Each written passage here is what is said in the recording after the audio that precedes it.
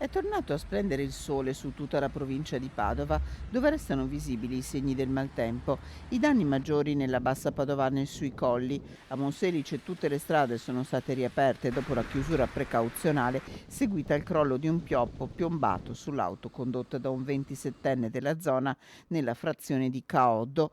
Un miracolato giovane rimasto a lungo incastrato nell'abitacolo e liberato dai vigili del fuoco. Attimi di paura anche a Rubano, dove i carabinieri hanno salvato una donna di 54 anni finita in un canale di scolo con l'auto parzialmente sommersa dall'acqua. Solo un grande spavento, ma nessuna ferita per quest'ultima, estratta da due giovani militari della locale stazione. A causare i danni maggiori il forte vento che ha sferzato la zona sud della provincia con raffiche arrivate a sfiorare i 100 km orari.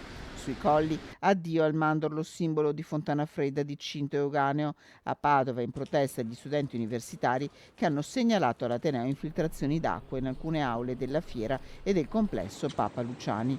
Nel complesso la perturbazione è passata senza gravi disagi per il capoluogo, dove sono caduti circa 55 mm d'acqua ed è entrato in funzione il bacino di laminazione quasi ultimato a Brusegana. L'evento di ieri è stato gestito mediamente bene, i disagi sono stati disagi alla viabilità per il maltempo e ecco, i fenomeni ventosi sono in aumento e questo ci pone di fronte a nuove anche prospettive, frontiere, ragionamenti sulla sicurezza. Alla massima capacità il bacino può contenere 7.000 metri cubi d'acqua. A meno di 24 ore dalla fine della pioggia, l'invaso, riempitosi nella giornata di lunedì, è quasi completamente vuoto.